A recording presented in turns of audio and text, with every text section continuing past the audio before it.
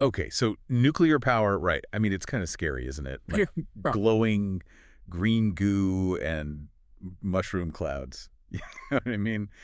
But what if there was like a totally different way to do nuclear, I mean? A safer way, a cleaner way. Well, there might be. Oh, really? It's called thorium. Thorium, huh? Okay, I'm listening. And actually, it's not just an idea anymore. China, they just started up the world's first thorium molten salt reactor. Wow, Yeah, and they're aiming to have it fully operational by 2029. that's incredible. Okay, so molten salt. Huh. Before we get into that, could you just give us a really quick nuclear power 101? Sure. So imagine you have a teeny tiny atom, and I mean like super, super tiny, smaller than you can even imagine. Okay, got it. Tiny atom. And you split it. When you split that atom, it releases a ton of energy, like a huge amount of energy as heat. Okay, And we can use that heat to generate electricity. got it. So it's kind of like if you braid a stick, you have those smaller pieces, right? But you also have that like that little burst of energy, right, when you snap it. Exactly. Okay. But So like traditional nuclear plants, they use uranium for this, mhm. and they do it all in solid fuel rods.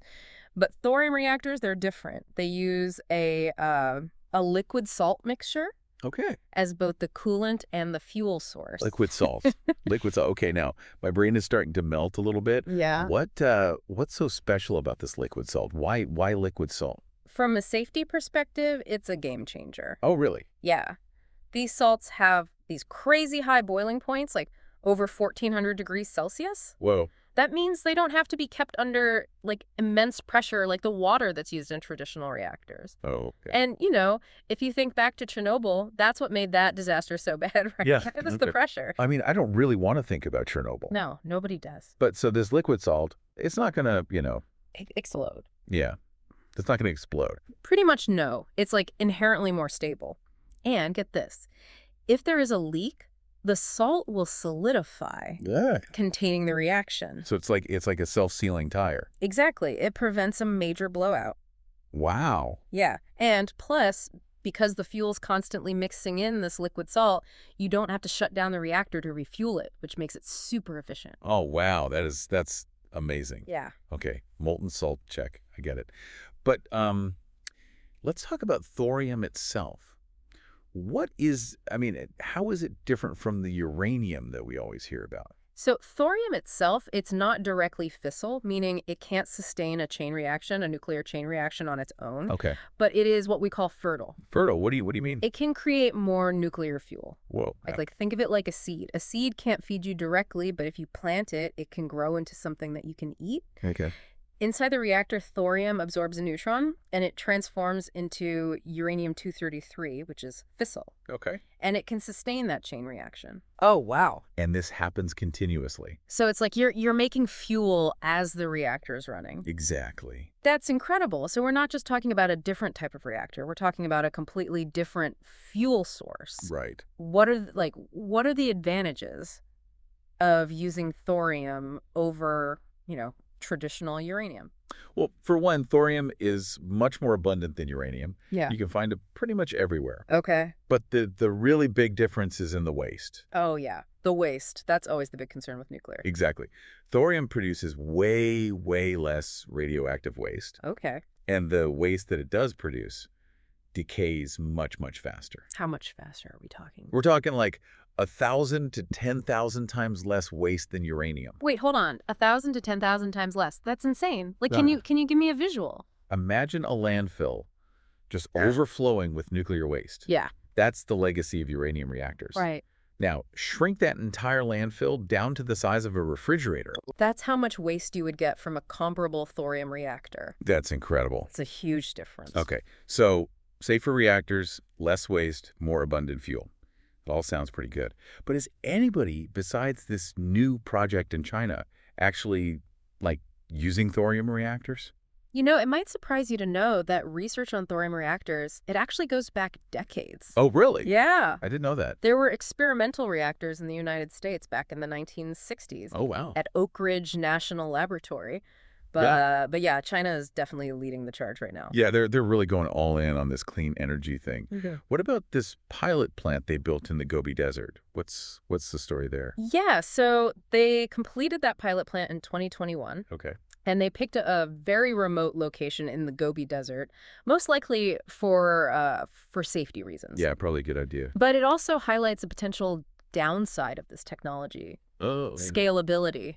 Building these reactors in remote locations, that might work for pilot projects, but what happens when we need to scale up to meet the energy demands of, like, entire cities? yeah, yeah, that's a good point. I mean, those are some pretty huge infrastructure needs. So what are China's plans to scale this up? Well, remember that 2029 target date I mentioned for the commercial reactor? Yeah. That's not just any reactor. It's going to be a 60-megawatt behemoth. Whoa, okay. Yeah.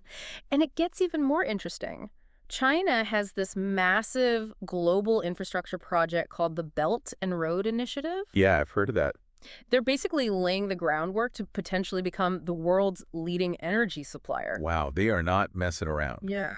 So they're not just thinking about powering China, they're thinking globally. Right. If they pull this off, I mean, this could have like huge implications for the whole world's energy landscape. Absolutely. It's almost like a sci-fi movie, you know? Yeah. Like one country holding the keys to this incredible new energy source. Right. But, you know, I guess it makes sense when you think about it. This whole thorium reactor thing, it's not happening in isolation. This is part of like this much bigger conversation that we're all having Yeah. about climate change, about fossil fuels, about, you know, what the future of energy looks like. It's like we're all trying to put together this giant puzzle. Yeah. And maybe thorium is like one of the missing pieces. It could be. We're at this point now where, I mean, everybody knows we have to move away from fossil fuels. Right. But figuring out how to do that on a global scale, I mean, that's really complicated. It is. It's a huge challenge. We hear all the time about renewable energy, you know, solar, wind, hydroelectric, but those aren't perfect solutions either, are they? Exactly. I mean, they're amazing. Don't get me wrong, they're great, Yeah. but they're also intermittent. Right. The sun's not always shining. The wind's not always blowing. Right, right.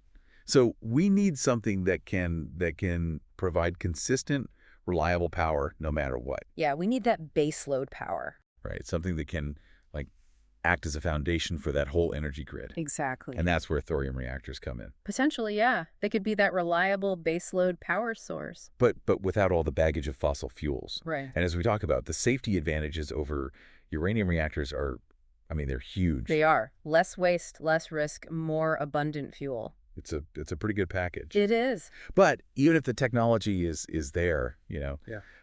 there's always that human element, right?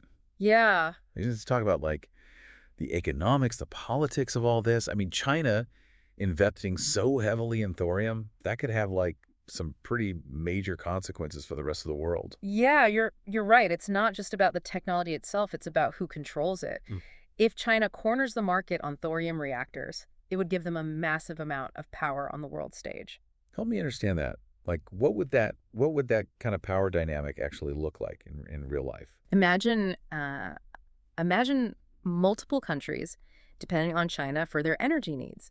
Suddenly, trade deals, international relations, even military alliances, they could all be influenced by who has access to this clean energy. Wow. It could completely shift the balance of global power. So this isn't just about clean energy. It's about energy dominance. This is like something out of a futuristic thriller novel or something. It does kind of have that sci-fi feel to it, doesn't it? Yeah. But that's the reality that we're facing. The decisions that we make about energy now, they're going to have ripple effects for generations to come. I mean, it's a lot to process, but I think it's so important for people to understand that this is about way more than just the science. You're right. This is about economics, it's about politics, it's about the future of the planet. Absolutely. And speaking of the future, I want to go back to something that we were talking about earlier. Okay. Radioactive waste. Right. It's a huge concern with traditional nuclear power, but thorium reactors could really change the game. Yeah, even though thorium produces way less waste, we're still talking about radioactive material. Yeah. That has to be like carefully managed, right? Right. How do we actually deal with nuclear waste? That's the big question. Even in smaller amounts. Yeah, there are a few different approaches that people are looking into, and Okay. the best solution probably depends on the type of waste and where it needs to be stored. Okay, so like what are some of the leading contenders Yeah. in the nuclear waste disposal game? One approach is deep geological disposal.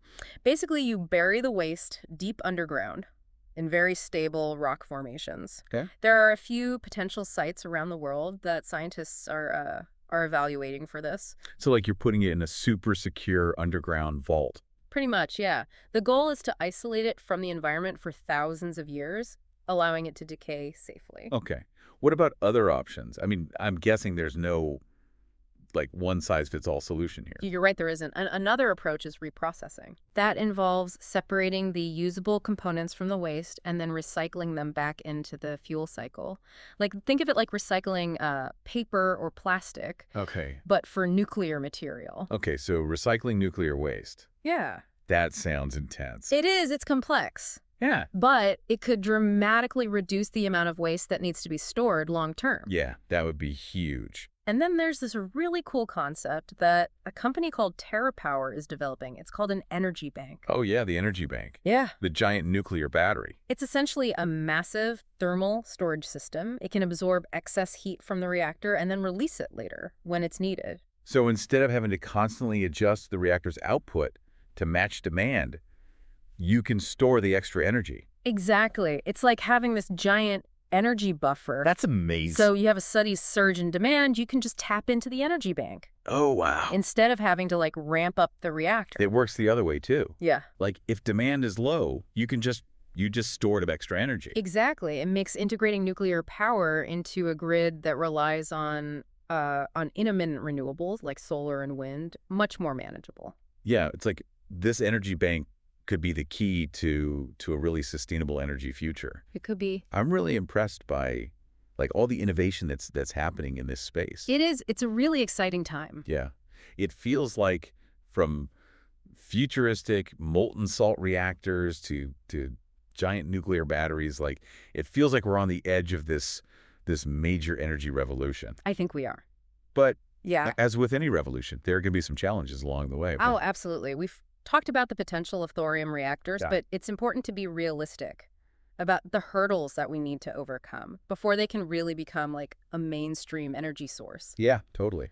And those are the hurdles that we're going to be talking about in the final part of our deep dive. All right. I'm ready. Let's do it. So, we've talked about all the amazing potential of these thorium reactors, right? Safer, cleaner, less waste. But let's be real. If this technology is so great, how come we're not all using thorium-powered toasters by now? Right. There's got to be some challenges holding it back. Oh, no, absolutely. It's not, it's not all perfect. There are some real hurdles that need to be overcome before these thorium reactors can, really become a widespread thing. Okay, so give it to me straight. What are like the biggest roadblocks? Well, one of the biggest is actually a materials problem. Oh. Remember we were talking about those molten salts? Yeah. The ones that make these reactors so safe? Well, they also happen to be incredibly corrosive. Corrosive, meaning like they can eat away at the reactor itself. Exactly. We're talking about a liquid that's basically like superheated lava. Whoa. And it can degrade even like the toughest materials over time. So finding materials that can withstand that for years, that's a huge engineering challenge. So it's not just about building the reactor. It's about finding stuff that can actually hold this molten salt monster. It's like a material science arms race. Wow. And it's not just about the reactor vessel itself. You need pumps, you need valves, you need pipes. Yeah. All kinds of components that need to be able to operate in this like crazy harsh environment. Yeah. So we're talking specialized alloys, ceramics, like all this high-tech stuff. Absolutely. Cutting edge materials that are still being developed. Yeah. And I can only imagine that stuff is not cheap. I mean, does that mean that thorium reactors are just like too expensive to be practical? Well, cost is definitely a big factor. I mean, building any nuclear reactor is a huge investment. And thorium reactors, because they're so new, they are even more expensive. Yeah. There's a lot of uncertainty about how much they'll cost to build, how much they'll cost to operate. So that can make investors a little hesitant. Yeah, so it's kind of a chicken and egg situation. Right. We need more research and development to bring the costs down. But to get that research funded, you need like a big upfront investment. Exactly. And that's where government support and private investment become crucial. Okay. And, we have seen some progress on that front, but it's still an uphill battle. Okay. And then there's the whole regulatory landscape. Right. I mean, nuclear power is one of the most heavily regulated industries in the I think world, so, absolutely. and for good reason. Yeah. But how do those regulations, affect the development of these thorium reactors? Well, because thorium reactors are so different from the traditional uranium reactors, the existing regulations, they might not be enough. Okay. They might not really address the unique safety and operational aspects of this new technology. So we might need to, update the rule book Yeah, it's possible. before these reactors can really, take off. It's definitely a possibility. And, creating new regulations, that takes time. Yeah. It has to be a really careful process to make sure that everything is safe, Right. that we're meeting environmental standards. But we also don't want to stifle innovation. Right. It's a balance. It's a tough balance. Yeah. Okay. No easy answer. Yeah. But let's try to be optimistic for a second. Let's say we can overcome all this. Okay, The good. materials, the cost, the regulations. What does a future look like with thorium reactors? Well, if we can clear those hurdles, the future it's pretty amazing. Imagine a world where we have abundant clean energy, but without the fear of meltdowns or mountains of radioactive waste. Yeah. I mean, thorium reactors, they could completely change how we power our cities, our industries, even our homes. It's like hitting the reset button on our whole relationship with nuclear power. Absolutely. We could finally break our dependence on fossil fuels and, really make some serious progress in the fight against climate change. And, beyond the environmental benefits, there are economic benefits, geopolitical benefits. I mean, countries that embrace this technology, Yeah. they could become energy independent. Wow. They could become leaders in this new global energy economy.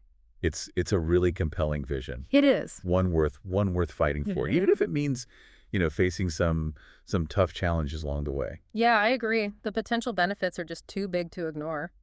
So as we wrap up our deep dive into thorium reactors, Mhm. what are the key takeaways you want our listeners to remember? I think the most important message is that thorium reactors, they represent a real, tangible path to a cleaner, more sustainable energy future. They offer solutions to some of the biggest problems that we're facing. But it's not a magic bullet. No, it's not a magic bullet. We still have work to do. Right. There are obstacles to overcome. Yes. And ultimately, it comes down to making informed choices. We need to have honest conversations Yeah. about the kind of future we want to create. And thorium reactors, they deserve a place in that conversation. I think so too. The transition to, a new energy paradigm, it's going to take collaboration. It's going to take innovation Uh-huh. and a willingness to embrace new ideas. Absolutely. So to everyone listening, I want to leave you with this. Imagine a world powered by thorium reactors. Yeah. What would your life look like? What possibilities would it unlock? It's a future worth exploring. Thanks for joining us on The Deep Dive. All right, so we've covered all this incredible potential, right, with thorium reactors. Safer, cleaner, less waste. But, honestly, if it's so groundbreaking, why isn't everybody using thorium already? Why aren't we all making toast with thorium power? There's got to be some pretty serious challenges holding it back, right? Right. Yeah, it's not all, sunshine and rainbows. There are definitely some hurdles to clear. Okay, so lay it on me. What are the big ones? What's standing in the way of the thorium revolution? Well, one of the toughest challenges is actually a materials problem. Oh, okay. Interesting. You know those molten salts we keep talking about? Yeah, the magic molten salts. The ones that make it all, so safe. Well, they're also super corrosive. Corrosive, so they could eat away at the reactor itself. Exactly. We're talking about a liquid that's basically like superheated lava. Whoa, okay. And it can, it can damage even the toughest materials over time. Yeah. So finding materials that can withstand that kind of extreme environment for years on end. That's a huge engineering challenge. So it's not even just building the reactor, it's finding stuff that can actually contain it, right? It's like a material science arms race. Wow. And it's not just the reactor vessel itself. You need pumps and valves and pipes. Right. All sorts of components that have to operate reliably in this super harsh environment. Yeah. So you're talking super alloys, ceramics. Yeah, cutting edge materials that are, they're still being developed. Yeah. Which I imagine is not cheap. No. So, I mean, does that make thorium reactors just too expensive? Yeah. really be practical? Cost is definitely a major factor. I mean, any nuclear reactor is a huge investment. Still tight. And thorium reactors, they're new. Yeah. So they are even more expensive. Right. There's just a lot of uncertainty about the overall cost, Yeah. to build them, to operate them, and that makes investors, kind of hesitant. Yeah, I get it. So it's that chicken and egg thing, right? You need the research and development to bring the cost down. Right. But to get the research and development, you need a lot of money up front. Exactly. That's exactly where government support, private investment, that becomes, super important. Yeah. And we have seen some progress. Yeah. But it's definitely it's a tough battle. Okay. And then, on top of all that, you have the whole regulatory side of things. I mean, nuclear power is probably the most heavily regulated industry in the world. Absolutely. And for good reason. But how do those regulations affect, like the development of thorium reactors?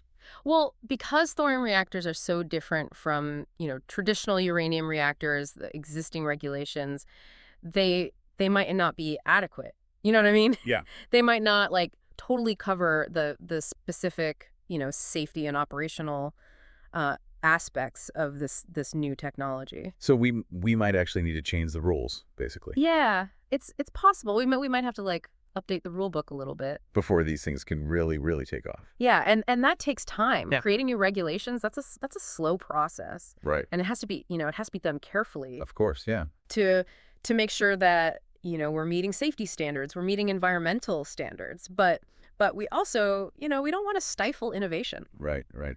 It's a tough balance. It is. Okay.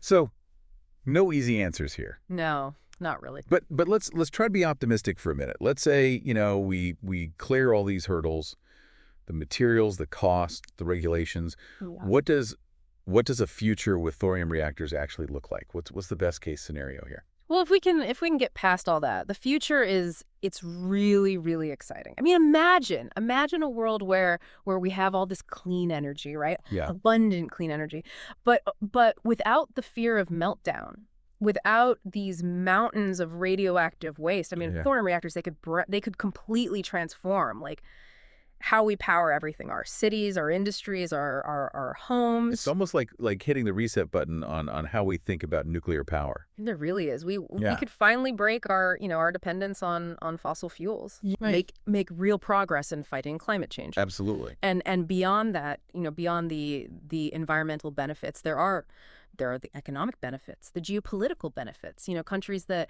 embrace this technology, they could become energy independent. They could lead the way in this whole new global energy economy. It's a pretty amazing vision. It is. And it's one worth fighting for, Yeah. Even if it means we gotta face some tough challenges to get there. I agree. I think the potential benefits are they're too big to ignore. So as we wrap up this deep dive into the world of thorium reactors, what are the key things you want our listeners to take away from this? I think the most important thing to remember is that thorium reactors, they represent a real path forward, a real way to get to a cleaner, more sustainable energy future. They offer solutions to some of the most urgent problems that humanity is facing. But it's not a silver bullet. No, it's not a quick fix. There's still work to be done. Right.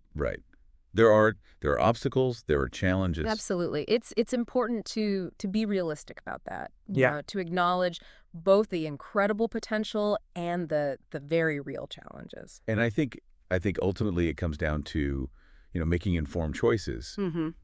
We need to be having these conversations. We do. About the future, about the kind of future we want. Yeah. And thorium reactors, they deserve to be part of that conversation. I agree. This transition to a whole new energy paradigm. Right. It's going to take collaboration, it's going to take innovation. And it's going to take, a willingness to try new things, to embrace new ideas. Absolutely. So to all of our listeners out there, I want to leave you with this thought. Imagine a world powered by thorium reactors. What would your life be like? What would be possible? It's a future worth thinking about. It's a future worth exploring. Thanks for joining us on the